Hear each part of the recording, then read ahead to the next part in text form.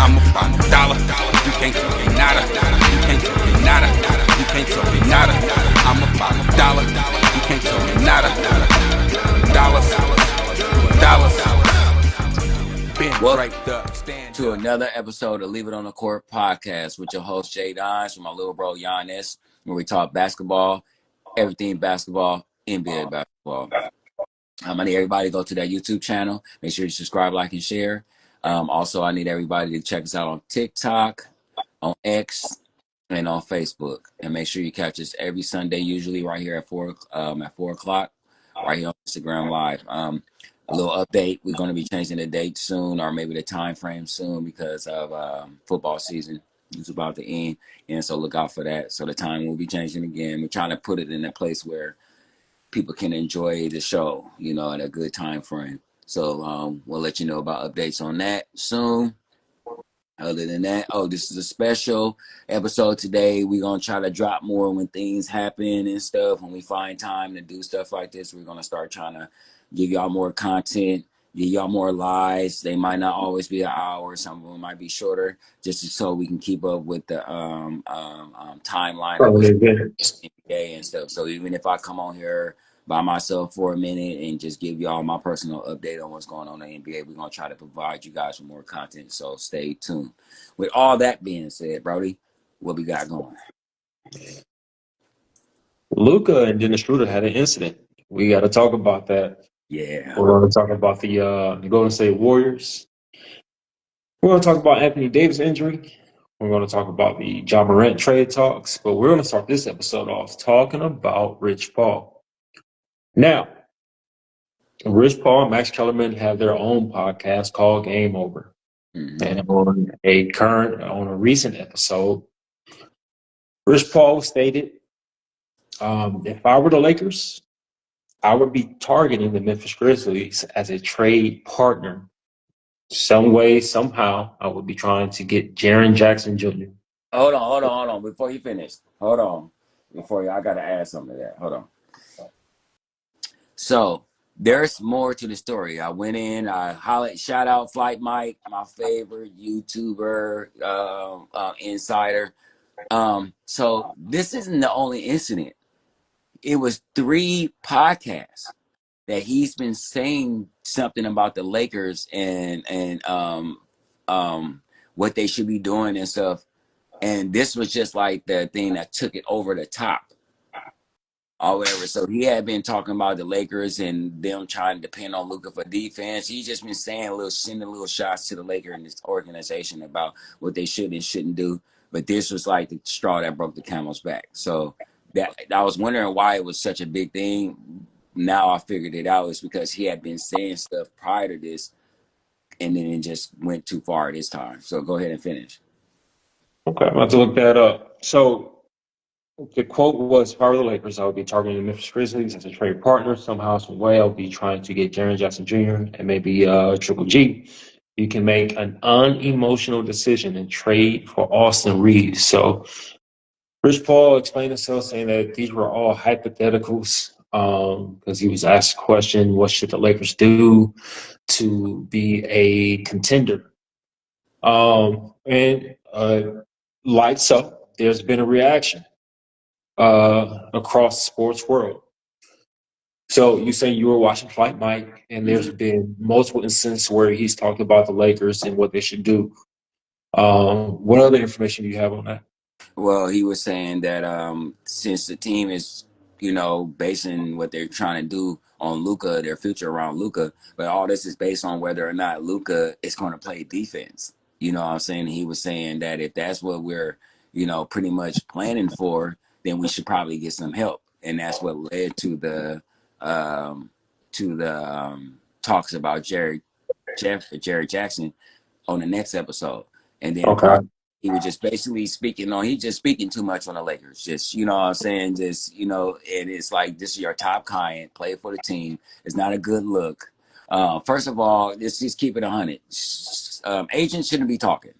Like, if we just going to keep it straight up, it is what it is. Like, you'll never catch David Falk with that podcast. You're not going to catch some of your most prestigious agents and stuff popping up while they're actually still an agent, talking about what other players and teams should be doing with players and stuff like that. Especially a team with a client, with one of his clients on it. This is something, I guess, I don't know if we're gonna get into it. This is something that I was talking to on the phone when we were talking about the subjects for the show. That I think that we should go back and rewind some of these conversations about Le GM. You know what I'm saying? And I'm gonna throw something out there. Maybe it wasn't LeBron trying to get people traded. Maybe it wasn't LeBron the one putting these feelers out there for the trades. Maybe it's been Rich Paul the whole time.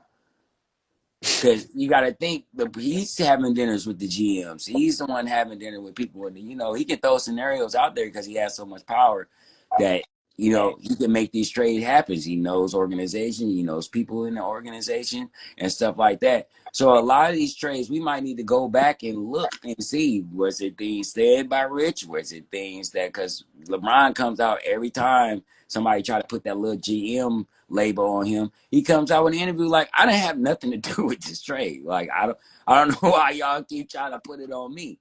But when you hear stuff like this, it makes you wonder, was Rich at dinner with Jeannie like, hey man, maybe we should get rid of D'Angelo and Ingram and stuff. I'm hearing New Orleans is looking to blah blah blah blah blah. You know what I'm saying? Then all of a sudden, boom, they get traded.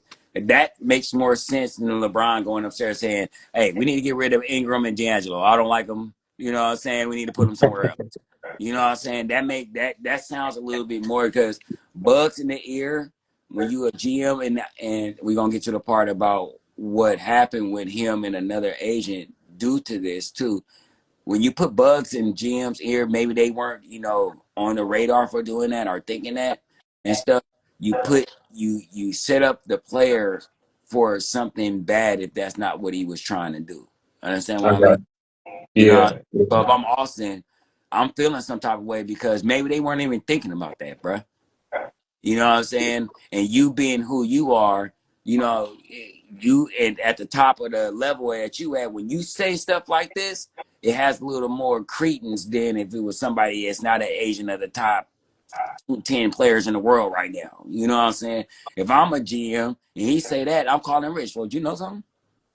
Well, you heard something? Are you Jaren Jackson, the agent? Like what? I mean, what you know? You know what I'm saying? So that would put if we found out Austin's agent was tripping, I would be mad if I was Austin too. Like, bro, why are you putting me in this? So yeah, Reggie Berry, Austin Reeves' agent, did approach Rich Paul at a game, according to ESPN sources, and it was a spirited conversation, to say the least, about what went on and about what Rich Paul said. Now, Reggie Berry and Rich Paul have been friends over 20 some odd years. Ain't no So more. that was a personal conversation to be had. A spirited conversation in nigga speak is he flashed on him. Just for all my ebonics, you know what I'm saying? And nigga talk, he walked up on him and flashed because it was not no regular conversation. You can clearly see it. He was not just, hey buddy, why'd you say that? It was like, bro, what are you doing? Like, you know what I'm saying? It was like that. So yeah, he flashed on him. He walked up and flashed on him. For real, for real. LeBron James was asked about these statements in a post-game press, and just asked him, was there any credence to it? Did he have anything to say? And LeBron James quoted, "Rich Paul is his own man. If y'all don't know that by now, and what he say is not a direct reflection of what I'm thinking and how I feel." I think you to make that more clear. He made this statement to make sure he separated himself from Rich Paul and what's going on. He wanted to make sure he was clear that he didn't have nothing to do with him saying that or anything. It's like, it's very rare you catch LeBron issuing statements like this, so that lets you know the significance. So yeah, LeBron James said Rich Paul is his own man. He has his own brain. It's not a direct reflection of what I'm thinking and how I feel. And if you're not sensible enough to know that by now, then I don't know what to tell you. So optically, from my viewpoint, it looks bad. It looks like a conflict of interest. Mm-hmm. Because on one hand, you started a podcast to be a media head. Mm-hmm. Those guys' podcasts usually have hot takes because they're trying to get views and numbers, run their numbers up and things like that. However, it becomes a situation because you're an agent and you're making comments on one of the biggest catches in the world, in LeBron James and his teammates. Yeah, if I'm Austin Reeves, I may feel some type of way about what your agent said. What I'm secure in my job. And truth be told, LeBron James, you're 41. This is probably your last season. I still have to play here. I still have to deal with the Lakers media and Luka Doncic and Jeannie and the Buss family and everything that comes along with being a Laker. Mm-hmm. I don't need your agent putting bugs in people's ear Mm-hmm. to tell them what I should do. Now, Rich Paul, he's big enough. He's successful enough and have a level of notoriety now to where, yeah, he can go start a podcast and have it and be his own media mogul and do that. But go ahead and hire subordinates to deal with the players then. Mm-hmm. You Because it's not a good look having an agent with a podcast. That's not a good look, man. can't do both. You can't do both. It's not a good look. You can't have these hot takes and be an agent No. because what you say will make headlines like such as this one. Yeah, and then not just any agent, you the agent. It's not like you're just like some agent you're the agent of agents right now. So when you say something like you can move mountains, you could make something like that happen, regardless if that's not your player or not, because of who you are. So yeah, it's definitely significant when him, especially him, makes a statement. A Sky was saying that this is how you see people separate themselves off the island. These be the seeds. These are definitely the seeds that are planted that you Now, hope let that me I that want to ask you this. Setting all that stuff aside, do you think a trade between Austin Reeves and Jaren Jackson Jr. would be smart? yeah, it would be. Okay. But at the same time, if I'm Austin, I done started my family here. I've been here. I just got paid. I'm in LA. So, bruh, for real, you trying to get me uprooted? I just signed like a big contract, and you already talking about trading me. Like it does make perfect sense, but at the same time, if I'm Austin, you lucky if you don't get punched in your face. Keep it 100. Yeah, I look at Jaren Jackson now. My problem with Jaren Jackson is for the short term, I think it's bad because essentially you have to move LeBron James to a different position. I don't Mm. know if, as we discussed, I don't know if he can play a different position at this point in his Yeah, career. small. Well, he was specifically moved to small forward, and there's some of the best players in the league play at his position, and we don't want to put him in a position where he have to guard and guy. So in that instance, it wouldn't be a good look. And then two, Jaren Jackson is a horrible rebounder for a guy in his position. Horrible. He plays defense great, but he's a horrible rebounder. Mm-hmm. And He'd be power a forward, stretch four. your job at power forward. That's like your job. That's not a center job. A center job is to hold down the fort. Your power forward, you the cleanup guy. You're supposed to be grabbing all the rebounds and making all the second chance points and stuff like that. That's essentially your job. So if you Yeah. can't do what your job is, then no, it's not a good look. Especially when you sit damn near 7 feet and you can't get more than 10 rebounds a game. That's crazy. So did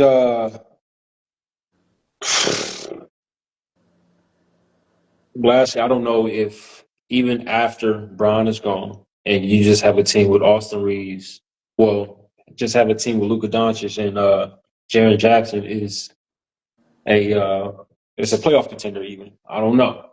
I think Jaren Jackson is a good player. I don't. I think they are because I don't think he's in the right place or the right system where he's at. He got a player that's a hog. Um, Luka is a hog, but but he's a different type of hog. He's a hog where he still give you 11 assists. So it's a different type of hog. John Morant is just a straight up hog. Like, you know what I'm saying? Like, you know, he shoots too many shots that aren't good and he's not a good passer. But if you put him with Luka, Hold we might on. have something there. But then You said something there. Hold on. I want our viewers to know what my brother just said. You have a hog, then you have a hog who can get assists. And what he mean by that, you have a guy who can shoot 40 times and have 3 assists, and that's that.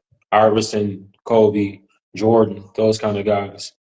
Then you can have a hog where the only way they will pass is if it's going to result in an assist. exactly. That's your Luka Doncic. Mm-hmm. That's who is that? Jokic. Darren Um, Booker, people like that. yeah, they will only pass the ball if it's going to result in an assist. Matter of fact, they will even wait to the last second to Yeah, pass give it you the just grenade. so it can be an assist. Yeah, So you get grenades from players like that. In basketball, speak of grenade is when you get the ball with 2 seconds to shoot and on the shot clock, and you got to make a shot happen. Like those, I call them, those are grenade guys. You know what I'm saying? yeah, Booker, those are dudes that you gonna catch the grenade. Like, yeah. the hot potatoes. So now, see, we can be informational too. On to the Warriors. So it's come out that Jonathan Kuminga has demanded a trade. Um, This is news to me. heard For real? he's come out and demanded a trade, Hey, saying yo. Steve Kerr has never believed in me and what I can bring to this team. As a Warrior fan, I agree with Nice. Jonathan Kuminga. I do too. So evidently, there's been a cross connect. There's been a mismatch in beliefs between ownership and coaching on Jonathan Kuminga. The ownership over the past 3 years have wanted Jonathan Kuminga here in Golden State, wanted him to play. They see star potential in him. Steve Kerr does not feel the same way.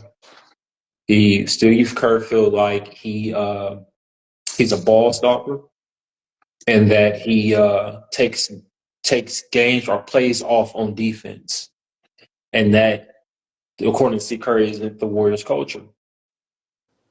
So Dallas and Sacramento have reached out to Golden State to see if they can get a trade for Jonathan Kuminga. Those have been the vocal leaders in trying to land Jonathan Kuminga. However, the Warriors claim they are not making good enough offers to acquire Jonathan Kuminga.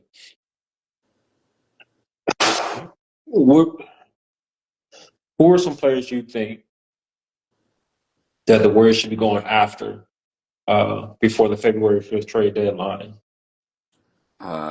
With the guy you've been speaking about for the last year or two, I would say marketing. Laurie Uh, Markkinen, yeah. I like Giannis. Oh, hell yeah. Don't I we all? I don't want Anthony Davis. So they shouldn't even be accepting the phone call from Dallas. Uh, who was the other guy we spoke about? Oh, Sabonis. Now, Yeah, just Sacramento, about. if y'all offering Sabonis and like Monk or Sabonis and just anybody in Sabonis, they need to jump on that. But Sabonis has to be in the package. It can't be like just anybody. It has to be DJ Carter, Sky White calls Anthony Davis street clothes. No, we don't want street clothes. Um, but yeah, Sabonis. Now the Warriors would be dumb if the Kings are offering Sabonis and they're not taking it. But I damn near do that trade straight up. So But sources say they are trying to trade Malik Monk, and Maxime Renaud and Doug McDermott Oh hell for no. Johnathan Kuminga. So I mean, Monk and I like Monk next to Steph. Actually, I actually like Monk. I like that. I think they should be. I think they should be pushing for Sabonis, but I know Sack ain't trying to give Sabonis there. He's their only All Star, but I like Monk. But the only thing is, you still got Moody, Hill, GP, Persinski, all these dudes that play his position. That's the only thing that messes this up. But if I don't have Hill and Persinski, I like that. I like Monk next to Steph. I like that a lot. But no, y'all gotta push the bonus, man. Y'all gotta make something happen. We gotta get Sabonis. Bye, Dre. Bye, Dre. Look, we'll if give up Kuminga, Draymond for Sabonis, Monk, McDermott, and the other guy. I don't, I would love Domantas Sabonis. I just don't think Sacramento would do that. So I that know. being said, for me, give us give us either Zach LaVine or Keegan Murray. I'll take I'll take Zach LaVine or Keegan Murray. Like you put one of those names on the table, then you talking. Keegan Murray's Monk, 6'9", 225. Yeah, and Monk is an asset. Like you I got I don't to throw Monk in there. I don't like. It's Levine for Kuminga straight up. That'd be even Keegan for Kuminga. At this point, the numbers that they put up will be about even. So I yeah, like that. I like they that. can Keegan, you can stick him in a corner and he gonna play defense. So he gives me Iguodala vibes. Like you know what I'm saying? Like you can play him kind of like Iguodala. Not that he's as good as defender as Iguodala at this point, but we don't know because he plays in sack. So if we make that his thing, like Steve, like here, you're here to be 3 and D. Like he has enough size to guard anybody at the small forward, shooting guard, and power forward position. Like he has enough size, and since the power forwards, most of them are smaller now, like the Randalls and stuff like that. He plays in a position to where first of all he wouldn't have to worry about power forwards because he got Draymond. So if you can get him to focus on defense and sit in the corner, he would be a good fit with the Warriors. yeah, he's a Warriors player, man. He can come off the screen and knock down the open three, the open jump shot. He can get up and down, and yeah, he does play defense. And I don't Um, Zach. I wouldn't want Zach. I had to think about that. I wouldn't want Zach. Zach can't stay on the court. Zach don't play no defense, and he's not consistent. Zach, one of those dudes though. I wonder, does he play possum as far as like injury is concerned? He's been in bad situations for almost his whole career.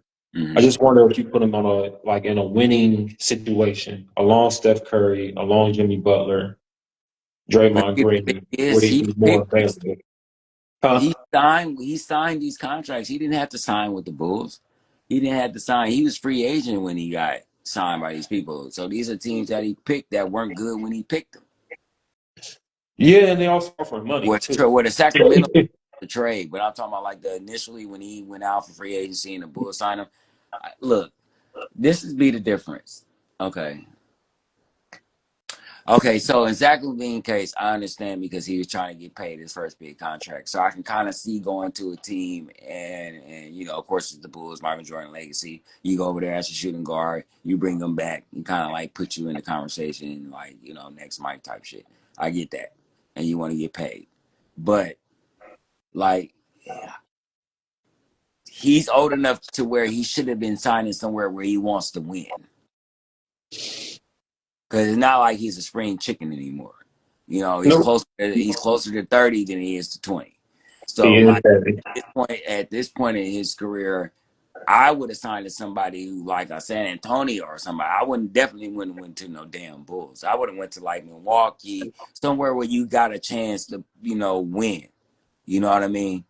And so, yeah, so now we don't know, like you say, with him being for these trash ass teams, we don't know if them injuries. I mean, you can say, I highly doubt he doesn't give me the vibe like he's the type of player that a fake an injury. But I can see if we out the playoff race, and yeah, this ain't like we've had this conversation. Yeah, this injury about to last a little bit longer. That's what I'm talking about. Yeah, It's not necessarily faking an injury, but I'm gonna take a little extra time to yeah, got a heal chance. Like and yeah, getting this. yeah, So like yeah, coming back. If we 500, you be get me back in a week. But if we like 10 games under 500, I see y'all in two.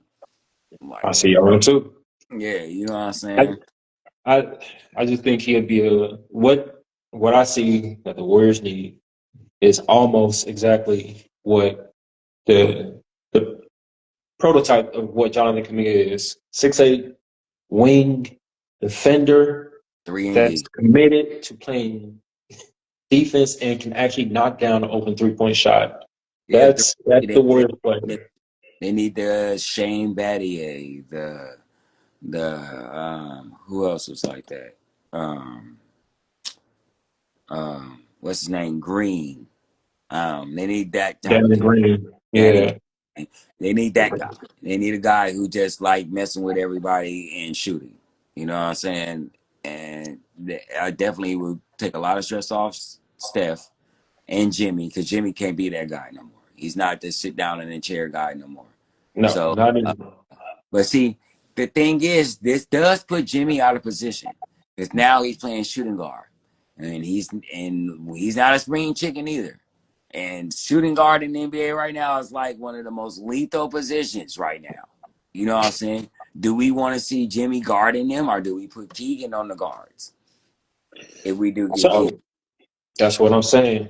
Somebody on the younger end who ain't But going you is can't not guard injury both prone, positions though. who You can can't who can because you actually give you 16 to 20 points a game.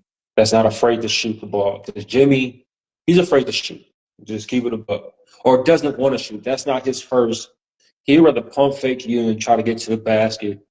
But But I'm talking defensively because it puts him at a disadvantage. Because if you start Keegan that small, who you putting him on? You putting him on the guard or you putting him on the forward? Because either one of those is a disadvantage for Jimmy. Because Jimmy ain't stopping nobody. And both well, of you those got positions is the most scoring positions in the NBA right now.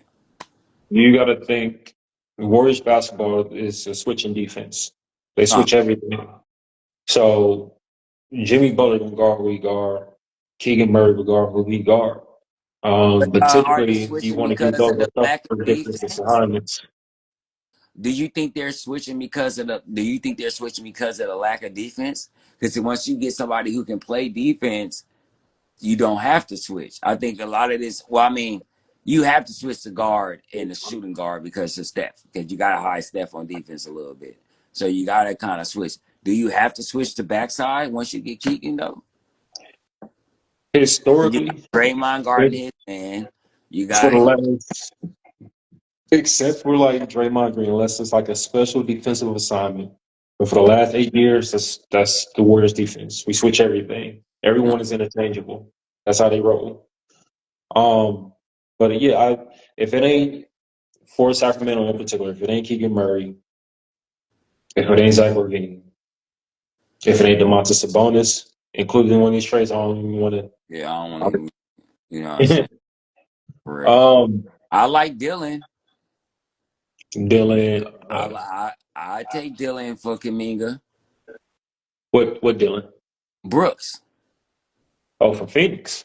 Yeah. The Even though only I my gotta be only about concern it. with that is Draymond Green and Dylan Brooks in that locker room. Boy, it's gonna I be. don't think they would have problems. I don't think they would have problems. I think they would form Voltron and beat up a lot of people. That's what I think. That's what I think. I think 3 minutes. you Hold put it. on. That's like Lambeer and Mahorn all over again. Oh my God. You know what I'm saying? I mean, they probably won't make it through half the games, but I'm just saying though.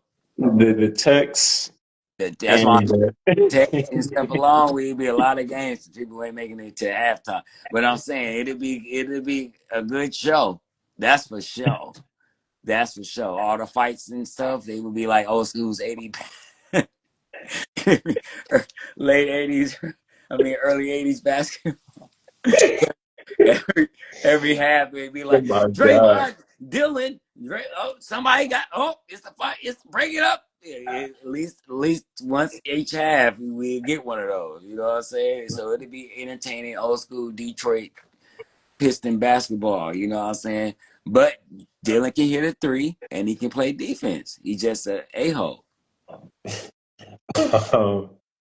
You know what? Speaking of Dylan, uh, so Morant is heavy in the trade conversation, Mm-hmm. along with the entirety of Memphis Grizzlies. So Morant was filmed having a back and forth with a teammate in practice. Looked like it came to wanting to catch the fade, throw him from the shoulders. They wanted to fight people. And the teammate was asking Ja to, step out back. You're so tough, step out back. Ja Morant said, I'm standing right here, right now. What's up? And that went on for a couple of minutes, and Ja said, look, we've been standing here for 5 minutes, and you ain't did diddly squat yet. And teammates wouldn't broke it up. Now, according to multiple players, this is a normal occurrence in the NBA. Teammates argue. It comes to fighting words, and that's that. But I kind of feel like this one different because I know when it's time for me to leave a job and I'm done working at this particular location with this particular company, I can come a little honorary myself because I want to go. I don't want to be here no more. Mm-hmm. What's your feelings towards this back and forth? Well, besides Ja's stupid, um,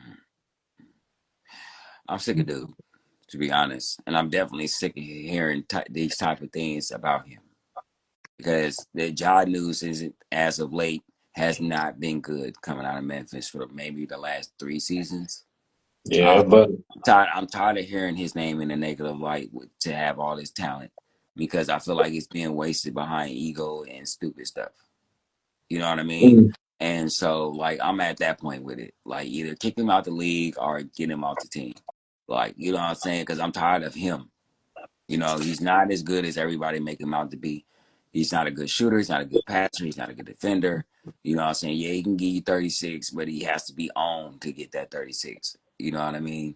And he has to take 30 shots to get that 36. You know what I mean? And they're not, and 60% of them are going to be bad shots.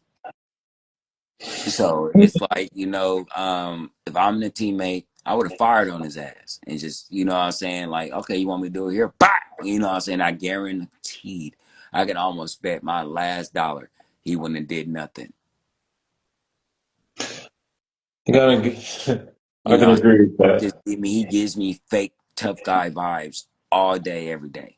Like, and we've been on courts, and I've especially been on courts where you have this dude talking the most smack. The next dude found me. I'm on da da da da da, and the quiet dude, he want to talk smack to the quiet dude because the quiet dude ain't talking. And the quiet dude is just like, I don't have to talk because I will hit you. You know what I'm saying? And he doesn't say nothing. He keep messing with it. And if the quiet dude fouled him and he got up in his face before he took 2 steps, quiet dude fired on him. Bah! Lip busted, then swing back, didn't want to play defense no more. As soon as we won that game, he left the gym. You know what I'm saying? So, like 9 times out of 10, that's what most of these dudes is. And if you a lot of the times, the loudest dude that's talking is the dude you should hit first because he's the punk. You know what I'm saying? And Ja is that guy. You walk around showing guns, knowing you ain't gonna shoot nobody. You walk around talking smack, knowing you ain't gonna hit nobody. And then you on the court sitting up here telling everybody get out your way like this isn't a team sport. What type of leadership is that? How you gonna be the head of the snake and you're cutting your own body off? Mm. He does, and he has a lot.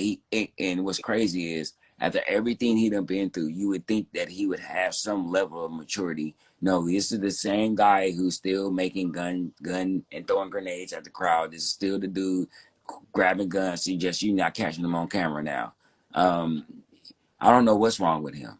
I don't know what's wrong with his father. I don't know what's wrong with the people around him and why they're not trying to enlighten him on how he needs to understand that you're in a professional basketball league now and you have to carry yourself a certain way. And if you expect to get any accolades or anything that you expect from coming from being a good player, you're not doing anything to help yourself.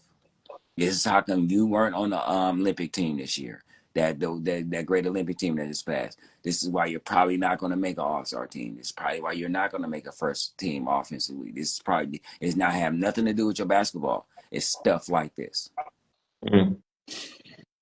Ja Morant is we kind of watching this unfold before our very eyes, like a guy falling from grace.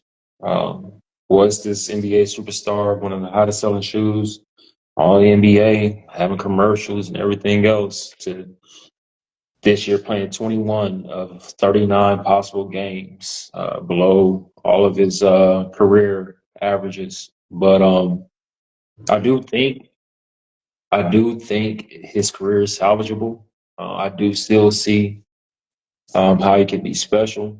I just think he's in a bad situation with his relationship with the new coach there With that based organization, the offense on period. him, going from a 1-4 offense to a essentially taking the ball out of his hands to a motion offense. Mm-hmm. Um, But you they went mentioned with Dylan another Brooks thing. earlier, and it made me think that maybe it might be a good fit to put Ja over in Phoenix with Dylan Brooks and Devin Booker. What you think? I like it, but him and Green are essentially the same guy. And Green? Yeah, Jalen Green's over there too.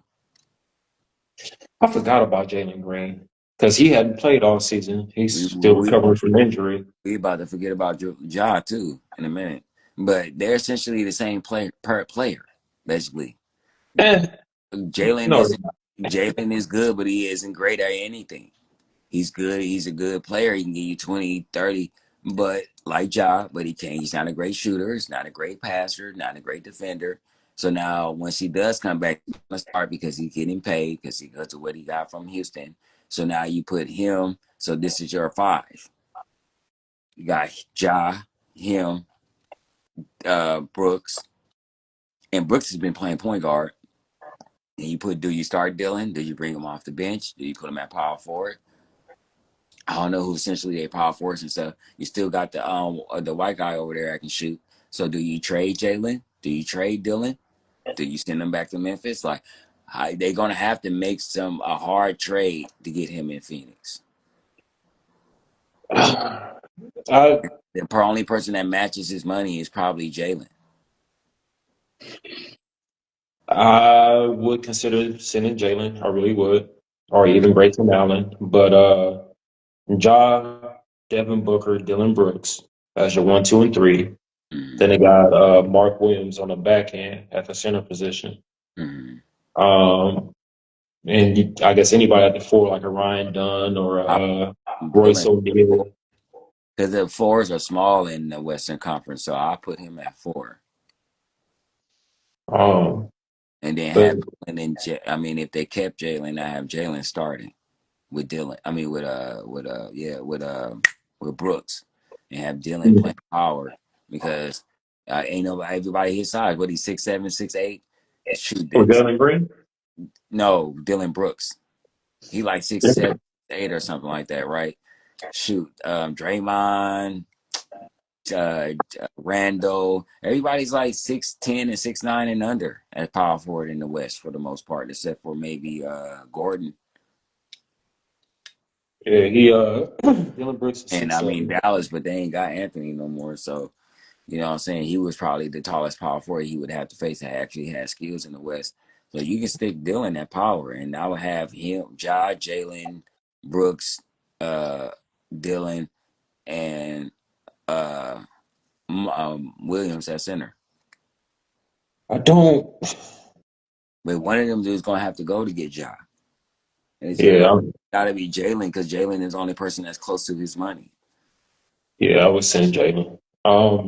Jalen along with a couple other guys, Now I and like Jalen in Memphis more than Ja because Jalen's more of a team guy. So I like Jalen, and they upgrading they point guard position and putting Jalen at the 2 in Memphis, or maybe with Coward or whatever his name is, or maybe bump him down as point guard and put Jalen at the 2. or whatever. But I like Jalen in Memphis better than I do with Phoenix. Now speaking of fights, Yeah. Luka Doncic and Dennis Schroeder was involved in a tussle. Now the story is this has been a feud for a couple of years now, going back to FIBA games between Dennis Schroeder and Luka Doncic. So a couple nights ago, Lakers playing the Sacramento Kings. They getting back and forth verbally on the court. And Luka Doncic get to teasing Dennis Schroeder. First calling him out his name, calling him the B word. And then kept saying that he should have signed that contract. Now, for viewers who don't know what we're talking about, Dennis Schroeder used to play for the Lakers. Yeah. And Dennis Schroeder, the Lakers offered a $85 million contract to stay with the Lakers. Dennis Schroeder thought he was more valuable than that and gambled on himself, didn't sign the contract, and eventually ended up signing a $4 million contract or something along those lines. Think Fell about way that. off. $81 million gone Gone. because you thought you was something you wasn't. So the whole game, Luka Doncic kept teasing Dennis Schroeder, you should have signed that contract. Bet you wish you had that money. Should have signed that contract. Reportedly, Dennis Schroeder waited 47 minutes hiding in the hallway, waiting on Luka Doncic to pass by. Luka Doncic finally passed by. Dennis Schroeder hopped up on him, confronted him, and swung on him. Now, NBA news say that Dennis Schroeder didn't make contact, but Dennis Schroeder say otherwise. Dennis Schroeder has been suspended for 3 games because of this. You know what I'm about to say. And Luka Doncic laughed more. We've had conversations. So, to our viewers, this podcast is a reflection of our phone conversations. And we've had multiple phone conversations saying that maybe you should sacrifice some of that money, some of the games to earn your respect by swinging on some of these players of today. It happened. What you think? Was it worth it? Okay, so to clarify that, I'm always the person on the end that sometimes you gotta slap a nigga, or slap somebody. Excuse my friends. Sometimes you gotta punch somebody. You know what I'm saying? Because I always look at, okay, we come from the era of hoop where it's almost like jail rules. If you let a dude keep punking you on the court, if you don't do nothing, every time you see him, he's gonna punk you. You know what I'm saying? Even if you get your butt kicked or whatever, sometimes you gotta punch that dude in his mouth. You know what I'm saying? And maybe not exactly punch him, but maybe you gotta, flagrant foul him. Let him know that I ain't no punk. You go up in the air, next time you talk smack to me, I'm gonna flip you over. Like, you know what I'm saying? Like things like that. And sometimes this is needed. Now, there's boundaries. If you just lost $81 million and you got this dude who's making $81 million calling you a B word and talking about you should have signed, first of all, I'm already pissed that I missed out on $81 million. But you, let's not just keep it 100. Ain't no white boy finna be calling me no B word and think you finna slide with that. So sometimes you gotta stand on some shit. And sometimes them games is worth it. That money is worth that suspension. And I bet you he won't do it a goddamn again. You know what I'm saying? And my brothers on the other spectrum, have respect for each other almost. And, maybe verbally check them, but don't put yourself in a position where you're losing money or missing gains behind it. And I'm like, you make so much money. How much money are you really missing? For real. If you're making 10 or 11 million, even 4 or 5 million, $50,000 to have my respect, Yeah, I got 50 for that. And I'm like Steven Jackson and some of these players. Like, I used to keep a bank account to the side just for fines, okay? Because I know some of these dudes gonna have to get checked. Somebody's gonna have to find out the hard way. And I think every player should do that. Every year, you should have you at least a $100,000 fine account. Because sometimes you gotta let a nigga know Let a person know. straight up. You know what I'm saying? Like, for real. You go street ball, man. I used to have these type of things all the time. You see me, I've been pushed down and everything on concrete. And man, because I'm whooping the hell out of somebody and stuff like that. And most of the time I take the high road because I'm whooping your ass. So I understand why you're mad. I don't want to be talking to nobody for the most part. When I talk smack, I'm talking to myself mostly to get myself hyped. So I don't necessarily talk to the person that's playing. But that can agitate people too when they hear you talking and you just talking smack and they just like, is he talking to me? You know what I'm saying? So I've had some pretty foul things happen and I regret not punching them dudes in their face. But I'm also not stupid. I'm in Oakland, California. I'm on the court by myself and my 9-year-old brother, and he's up here with 7 of his partners. You gotta know. Sometimes you gotta know. Let partner that. When he say on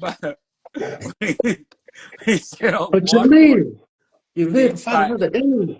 let fight another day. You know what I'm saying? But so I just kept embarrassing his ass. Since I couldn't punch him, I just kept dunking on his punk ass. So you know what I'm saying? That was my way of letting him know, like, that little push didn't mean anything.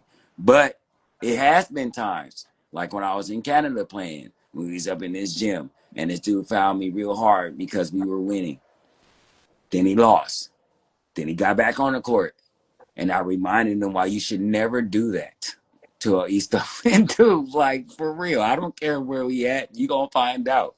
When he went in the air, legs is up here. And when he landed, guess who was standing over him? Found me like Now, that. It's not gonna stay on the court. It was like that. He got up, got in my face, and we said, I'm like, found me like that again. Found me like that again. I promise you. It's gonna be worse than that. you know what was Huh? you know what was crazy about that incident is Luka Doncic's father was standing right there too. Mm-hmm. So he tried to swing on Luka while his father was standing there. That's He probably didn't even that's care. He probably might not even know. You know what I'm saying? He didn't care. Like I said, you call me some things you can't come back from, man. You know what I'm saying? It's about being a man at the end of the day, and you gotta respect my authority. You ain't gonna be sitting up here just, coming at me sideways, bro. Because if I let you, you're gonna keep doing it. And you say this been going on since FIBA, so clearly he think this shit is cool. yeah, he do. You know what I'm saying? So we have to reach. Sometimes you got to remind it. Okay, that was cool for that game. Now we third and fourth game. All right, man, calm it down, bro. You know what I'm saying? You taking it too far, but you still doing it. So yeah, I gotta, you gotta swallow a tooth. That's the thing about basketball and talking mess on the court, because a lot of times it don't stay in between the lines. You call that man on his name, that might not stay between those lines. Like Kevin Durant was talking about that when he got into it with cat from the Denver Nuggets. I can't remember his name right now, but he was saying like things you say, between the lines, there is no overboard. Mm-hmm. Evidently, there is. It is. There is. And for him to say that, you would be a warrior. So shut up. I don't understand why Kevin Durant talks. Stop talking. Just shut up. The stuff you be saying be stupid. Because if words didn't mean anything, you would still be a warrior, idiot.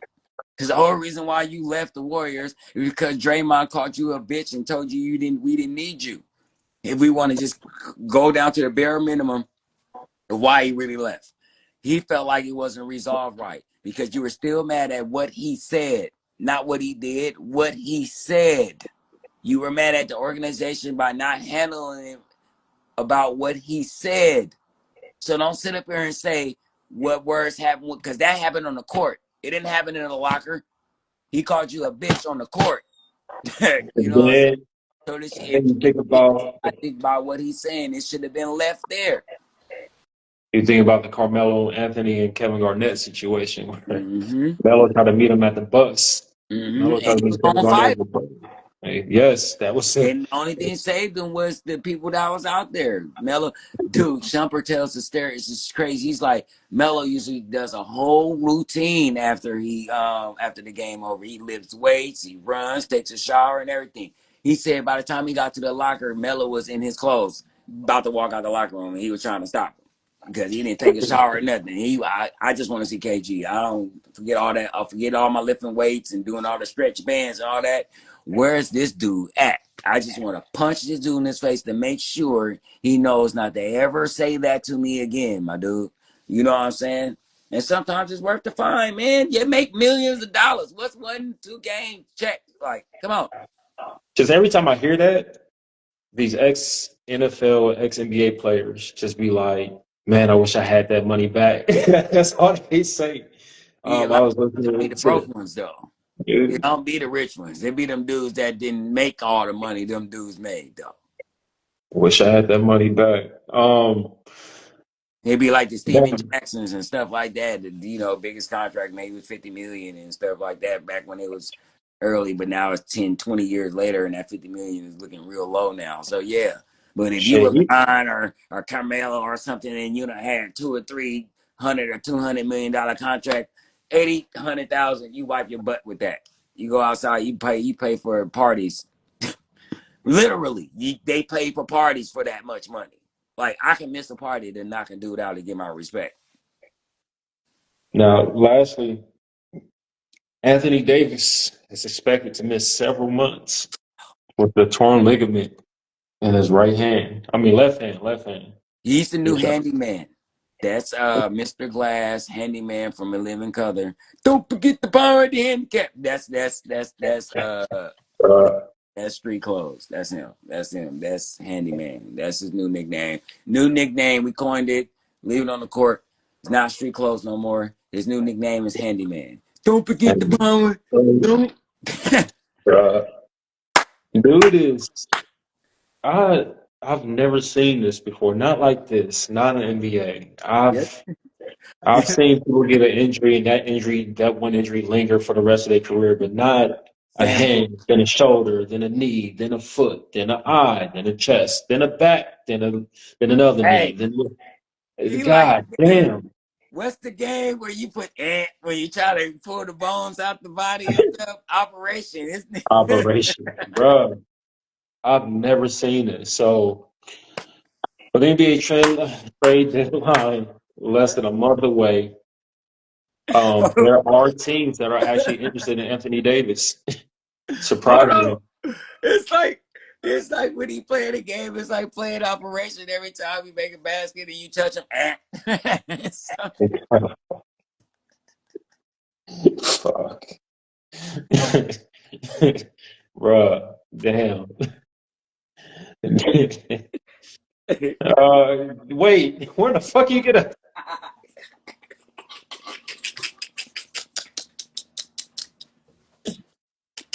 Oh my god, I can't do this with you, bro. Ah! Ah! That boy Oh, can't stay on the court to save his life. Okay, that boy jumped. Oh, my back. Oh, I grab a rebound. Oh, my finger. I dunked the ball. Oh, bro, that's my wrist. Like I'm this calling dude. the cops, nigga. I'm calling the cops on you. Where the hell you get a handicap sign from, bro? You. I'm in. Oh, Don't ask me silly questions. Okay. I'm calling the I'm cops. in East Oakland, the deep. Okay, I'm in the place where they don't go. You know. Oh my I have a god. dude. You lucky I got a street sign in here. I should have a Plymouth street sign in here. I'm in the town, man. That's how we get down. But Oh my god. yeah, bro, that is dude is handyman. He is handyman. That dude cannot. He's Mr. Glass, like for real, like for real. Like I've said this to you on the phone. I'm saying this on the show. He needs to retire. His I body, would say that. his I body would has say that. his body has portrayed him. His body is for trading him. Straight I up. would say that, but there are two teams that are trying to actively right now trade for Anthony Davis And that's because it. with this injury, he can return for the playoffs. So the Atlanta Hawks have reached out to the Dallas Mavericks right now, trying to make a trade for Anthony Davis, and the Toronto Raptors have reached out to the Dallas Mavericks, trying to trade for Anthony Davis. They They stupid. feel even without Anthony Davis and some of their assets, that they can still make it to the playoffs. And once Anthony Davis returns during the playoffs, they feel like they have a legit shot at coming out of their conference. For what? He's only going to play 2 games? Right, might get injured again in the playoffs. Ain't no telling. Might. Yeah, come on. It ain't no Ain't no might telling. at this point. He's going to get hurt. He's going to come back. He might have a good week. And before they get to the finals, hamstring, groin pull, something. You know what I'm saying? He can't stay on the court, bro. It's simply point blank, just like that. He can't stay healthy more than 20 or 30 games. He can't. He can't. And now, if he can get a 20-game run out the playoffs, then all right. But if I'm any organization with the type of money he makes, I'm not trading for him, because that means you're gonna have to try and re-sign him, and I'm definitely not giving him no max. And that's what he's gonna ask for. He's gonna ask for the most money he can make, because this is his last big contract because of his injuries. So I'm not finna know. I'm not. They're stupid for trying to get him. That would be a dumb trade. Just think about it. You're trading for somebody who's already hurt. Wait a minute. So I'm reading something here. Mm-hmm. That Sean Sharney initially reported Tuesday that Davis would likely be out for the rest of the season after suffering a hand injury that would require surgery. Anthony Davis got on X and said, "Y'all better stop listening to these lies on the apps." Sean Sharney later retracted his statement and updated his report, saying Davis will not need surgery and instead be reevaluated in 6 months. Huh. So what I will say, so what? You still hurt. Regardless if it's for a few weeks or a few months, nigga, you hurt. You fracture your hand, and it's your shooting hand. Like what? Even if you came back, what you gonna do? As soon as somebody hit you in that hand, you right back out again. So, like I say, the guy needs to just go shopping, get him some new outfits for the bench, and just get used to it. I've never seen anything like that, bro. Dude is literally Mr. Glass. I Well, mean, shoulder, knee, groin, eye, hand, hip, back, chest. Like, yeah, golly. operation. Those are all the things that you gotta get bones and stuff off on the operation game. Like he literally hurt in every part of his body. Bro. That's crazy. But that's been an hour, man. We just left it on the court. I would like to thank everybody for joining the episode, all the participants in the panel and everything. Thank you so much for joining. We always appreciate it. Pac, man, you joining late, bro. We closing down, man. You know what I'm saying? I'm gonna try to send out a commercial or something early to let y'all know, but be here on Sunday, Brody. Sunday at 4. You know what I'm saying? If you can join. We gotta have you up too, Pac. Like you gotta quit running from the camera, bro. You gotta have you up. But like I said, we just left it on the court, bro. I love you, man. You know what I'm saying? Bro. Always a pleasure talking to you. Always fun talking to you, man. I need everybody to go to their YouTube. Make sure you subscribe, like, and share. What? Bro, have you always had a bald head? Yeah. Always. Oh, But yeah. 15 years. Everybody go to YouTube channel. Make sure you subscribe, like, and share. Make sure you go to the X. Make sure you go to the TikTok. You can actually check us out on Facebook also. And one more thing. Make sure you catch us every Sunday at 4 o'clock right here on Instagram Live. But until then, that's game. That's game.